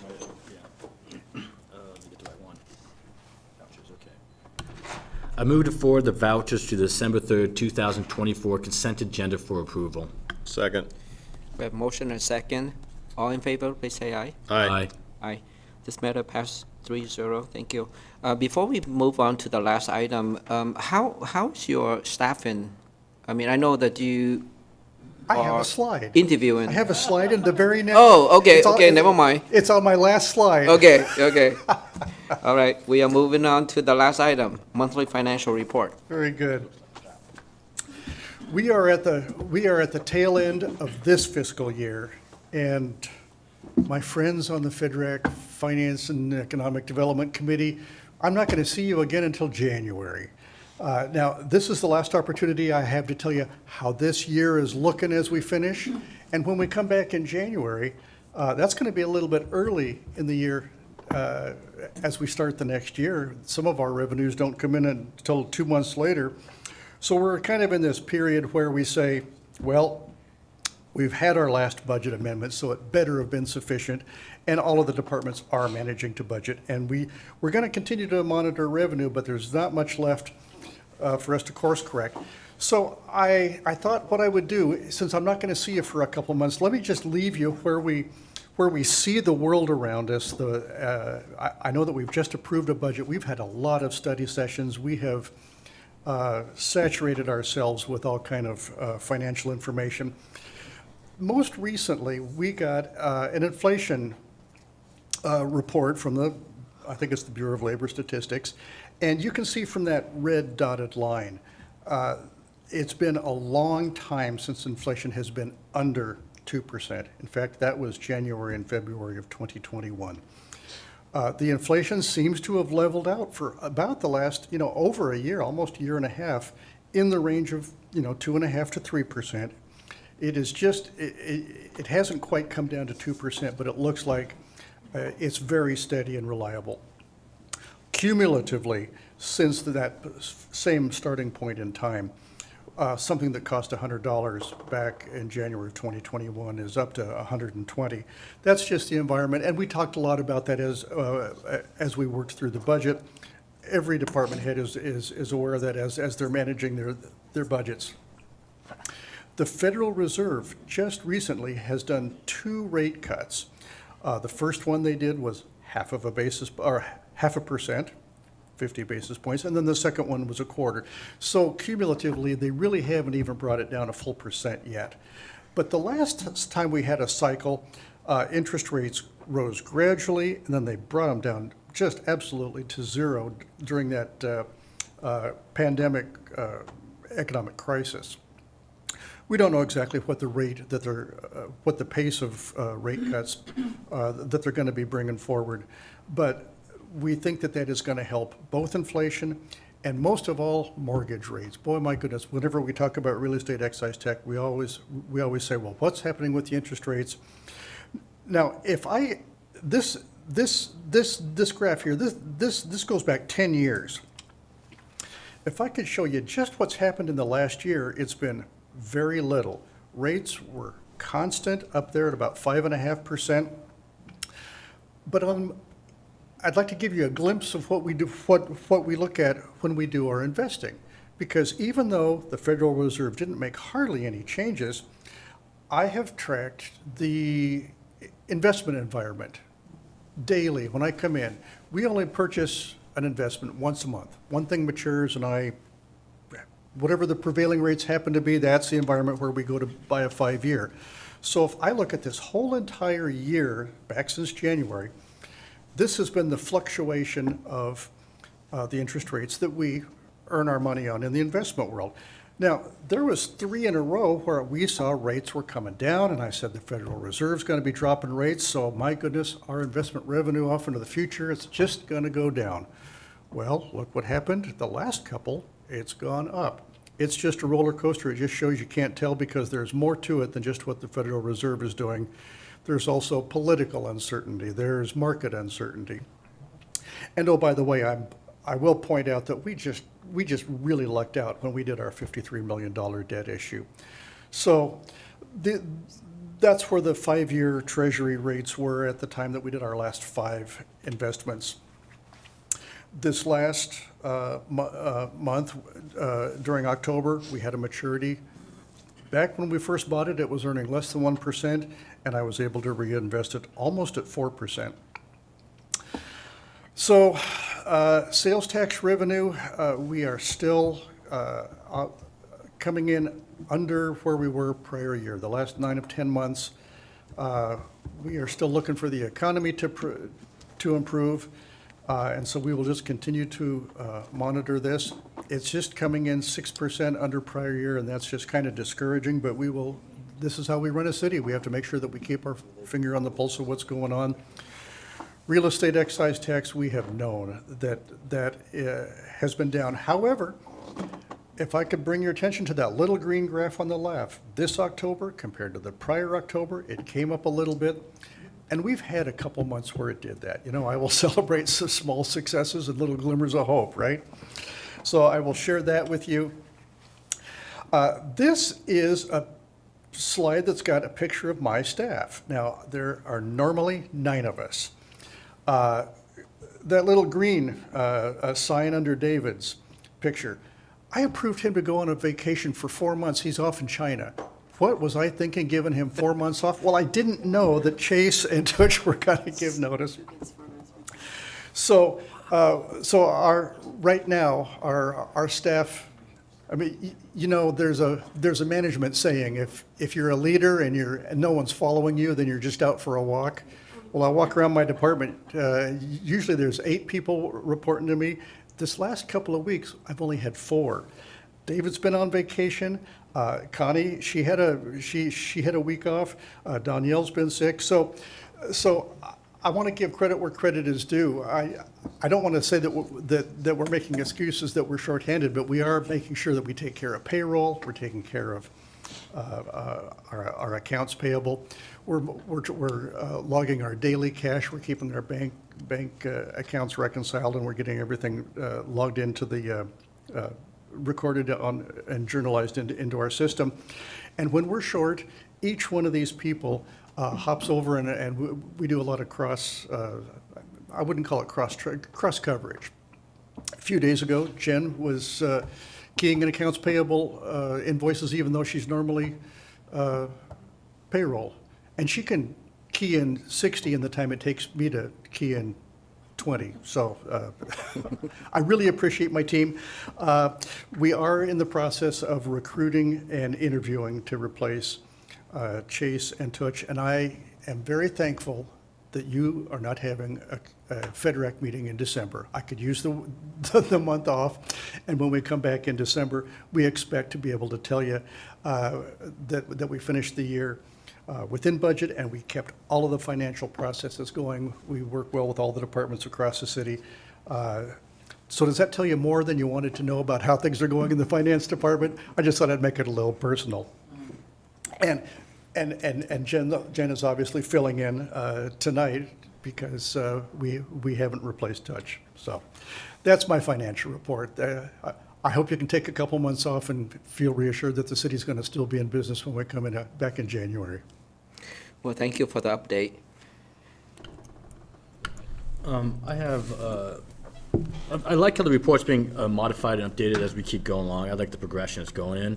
The numbers I'm not such a fan of, but that is something to be looked at in the future. I think that one thing this committee needs to really look at, and especially in 25, is there are some some questions on REIT, there's questions on sales tax, there's quite a few questions I'd like us to at least dig into a little deeper. And one of the areas I'm looking at is on page 287. It shows the year-to-date tax revenue compared by location. And 348 is our biggest moneymaker, but it's not in a positive direction. And I would like to know if there's any other major parts of the city that we do not visualize in this section, or if this is the 2, 4, 6 areas that bring in the most sales tax for the city. That's something we can look into, and I will rely on David when he gets back from China, because that's one of the things that he handles for me, and I don't have a clue how to get into that database. Understood. And then. But thank you for the heads up. Yeah, no, oh, yeah, next year will be a busy year. And then the last question I have is, something I noticed that when we went, this is something I don't expect an answer on right now, but one of the things that I noticed is when I was going through the budget, it had a page with the demographic statistics, and it mentioned per capita income. And it had roughly about $37,000 as per capita income for Federal Way. And then when we were looking at the comp plan, it had a mean income of $97,000. Could you, and again, I'll send you an email. Yeah, could that have been household? It says per capita income, and I don't know. Really? Yeah. Really? I don't know what the difference is, but Okay. I'm curious to know if that's like what I would look at as a GDP for our city, and that's something I definitely want to Yeah, look that's at an and important one, target. and that came up when we did our credit rating. That's one of the reasons they wouldn't upgrade us, because of our, I can't remember if it was household income or per capita income, but still, when they compare us to other cities. The data in the comp plan is on a family basis. Okay. As opposed to the other data set you're talking about, which is per capita, i.e. by head, by person. I think that's probably where that significant difference is coming from. And when I say per capita, is that every person, or is that working age? That's per population, where you've probably got about three people per household, so it would be about 3 times what the household income might be divided by a smaller number of Okay. households instead of number of people living in them. All right, I'll dig into that with you later then. Thank you. Iron sharpening iron, that's how we keep each other sharp. Susan? Thank you. So under other significant funds of note, it has Performing Arts and Event Center, minus 14.5%. And I had asked a question about the contract with, I'm looking for the email right now and I can't find it, from Autumn. And the contract with the consultant who's doing work on the PAC. And that the contract was going to be extended for a month for $12,500. And a big part of the contract was trying to figure out how the PAC can be more financially viable. Diversify their support in some way, yes. Exactly, how are they going to, do you know what they're looking at as to how they can improve the finances over at the PAC? I have been attending those meetings and I've been listening, and I think they're doing, yeah, I'm not the right person to speak that Autumn is. I've been listening to it because I want to make sure that I can participate and contribute any data that the city has that they could use so that they get an accurate result. I think they've been looking at community support, perhaps how some of the other similar entities could be looking at a model that we could use that we're not. So we extended the city extended their contract. It didn't come before council. Apparently it didn't need to. So what was the purpose of extending their contract for a month? Do you know? Yeah, I'm not the right person to ask. I would ask Autumn that, and I can have her, I can email her and ask her. I don't think I should be speaking for her, Okay. because I may get it wrong. Okay. And when the report is done at the end of January, or their contract runs out, when will we as a council get the report? Yeah, see, I don't know that in finance, but I know who to ask. Okay, because Sure. I think it's, Yep. you know, it has been a year-long process, and they must have gathered a lot of information over the last year on the Performing Arts and Event Center, and I'm sure council would be very interested in all of that information. All right, thank you. Happy to do that, yeah. Paul, you want to go ahead and ask? Oh, yeah, okay. Actually, I have two last things.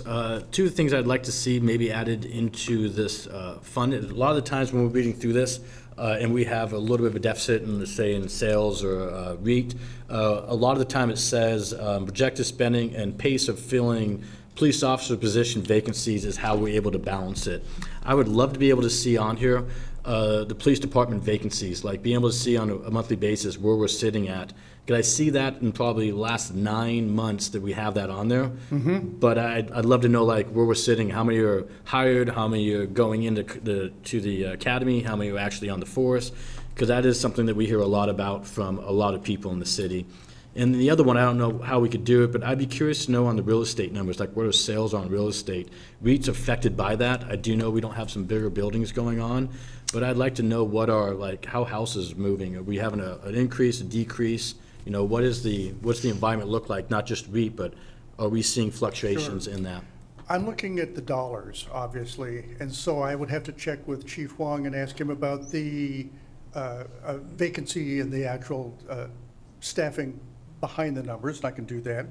And on the real estate, not sure, but maybe I can see if I can find some data that'll point to it, because again, I'm just using the dollar amounts and inferring the activity, so. Understood. Yep. Appreciate it. Thank you.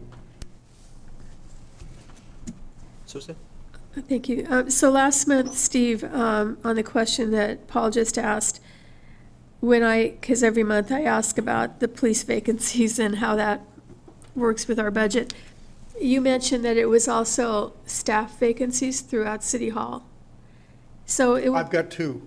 it would be interesting, maybe if you could include those along with the information that Paul just asked for as to how many staff vacancies we have and how that contributes to the budget being positive or negative, which is a really scary thing to think about because we should be fully staffed, be functioning at our very best level, serving the people of Federal Way. Sure, and I don't want Kent to feel left out because there's significant vacancies in law right now. I appreciate you being here as well. And council doesn't know this information because we're not informed. Right, and I typically bring you the dollars, I know. I don't know if the Public Safety and Parks Committee, did police bring you an operational report that they could include that? Because I can make it part of finance, I'm not sure, so. Probably belongs under Parks You're because testing me to see how if I can get along with my it's fellow. Parks and Public Safety. Yeah. But the dollars belong here, so. And I bring you the dollars, but you want the operational story. So this is a test to see how I get along with my other directors. You know, and the other thing I had talked about for quite a while is the utility tax rebate program. And I've been monitoring the city taxes that I pay, my husband and I pay. And the amount of money that we're refunding is just not acceptable. It has to be increased if this program is going to have any value to anyone and help anyone.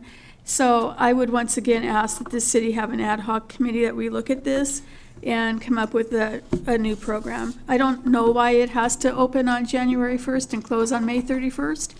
I think. Is that a financial reason? Is that what's in the municipal code? Because that's an ordinance, then for us to change it, you have to write a new ordinance or rescind that one, or?